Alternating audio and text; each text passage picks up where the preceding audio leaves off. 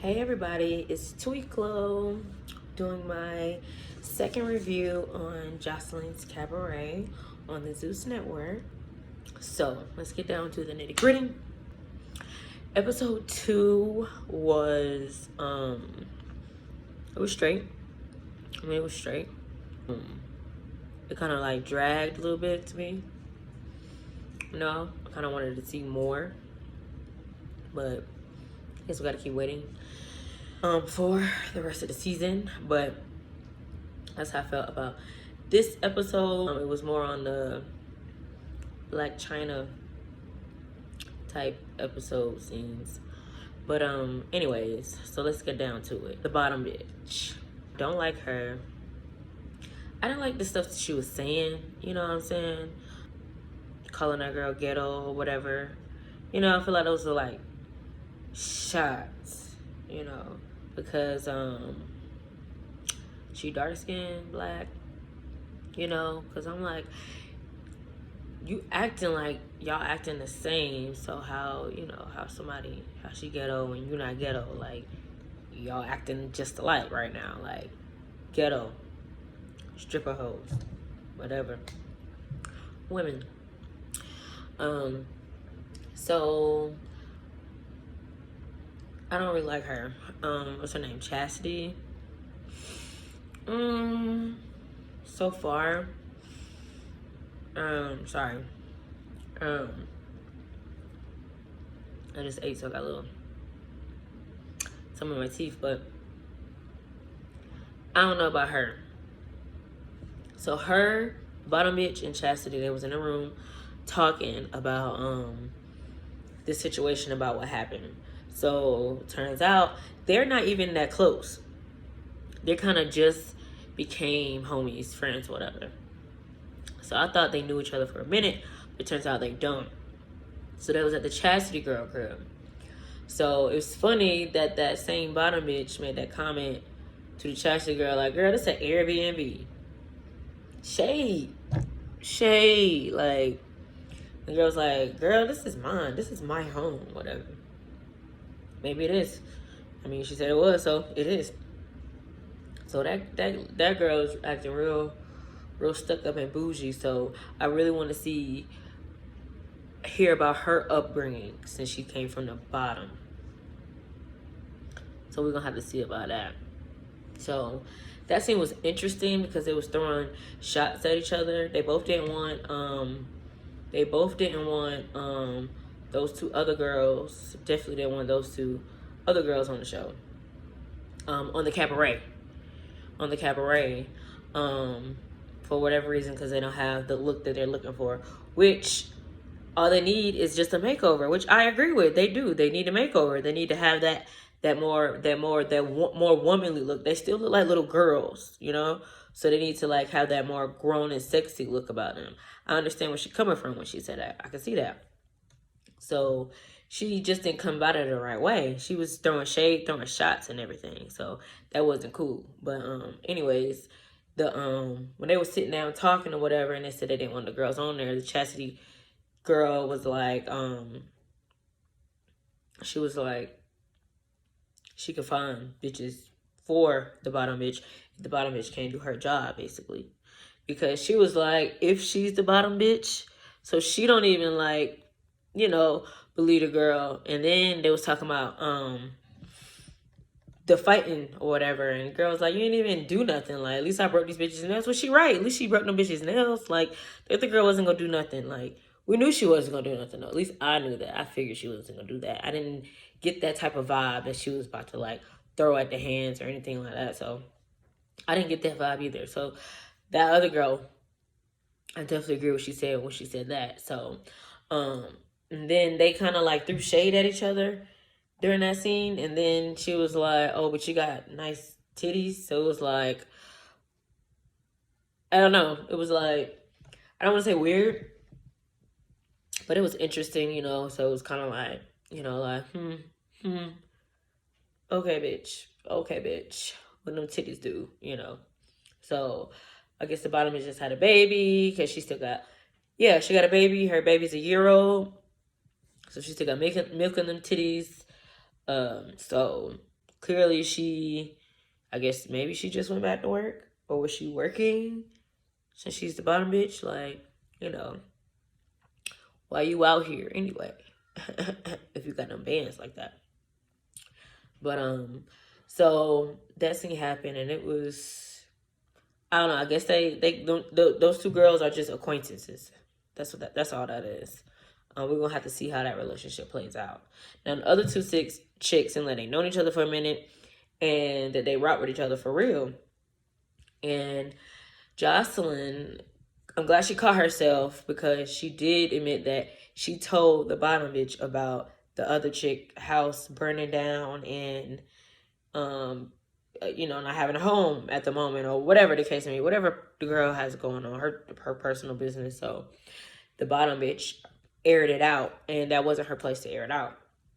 So I hope that's addressed in maybe the next few episodes, so we can actually see how that goes, or see if Joseline says that to the girl, saying my bad, saying my bad, I had a private conversation with her. I wasn't expecting her to air it out.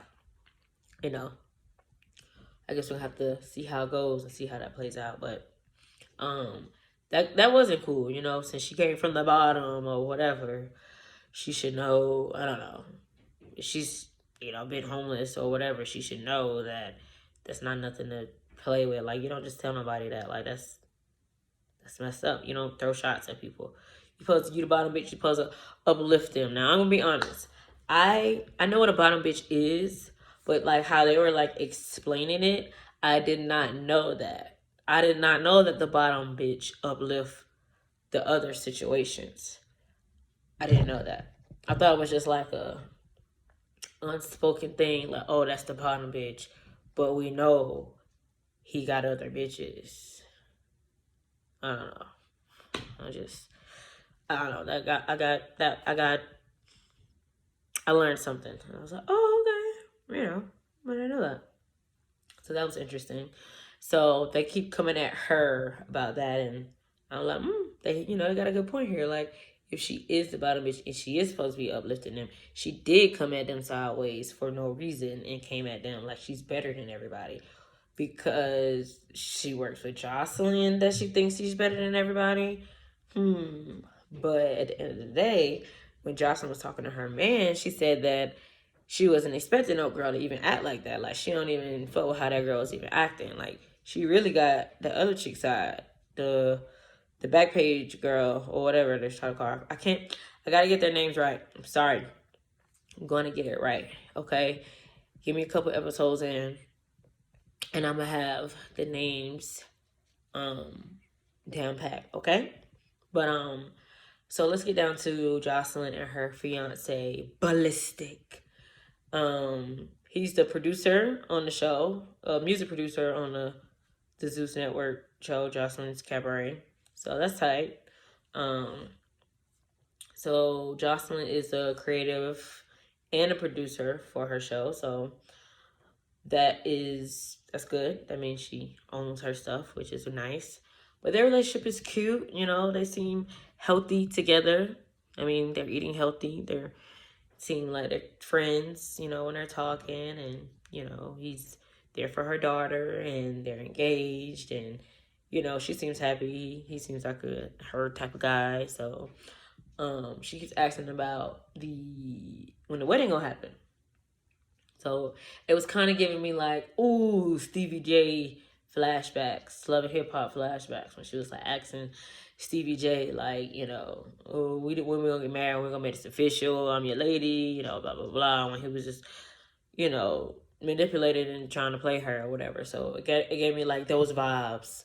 And I was like, ooh, I hope he's not that kind of guy at all. I'm not saying that he is, but I'm hoping that he's not, because he is a little bit older than her. So I'm hoping that he is not taking advantage of her love, because she seems like a person that loves hard.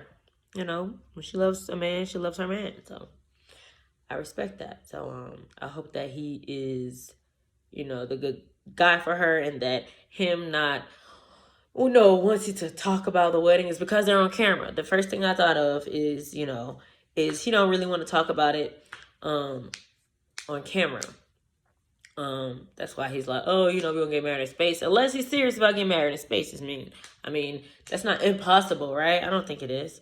So, maybe he just doesn't want to talk about it on TV, but apparently the next episode she's gonna ask him again, and he's gonna kind of like blow it off again. So I'm hoping that it's like one of those things, not like he's actually like trying to blow it off, So,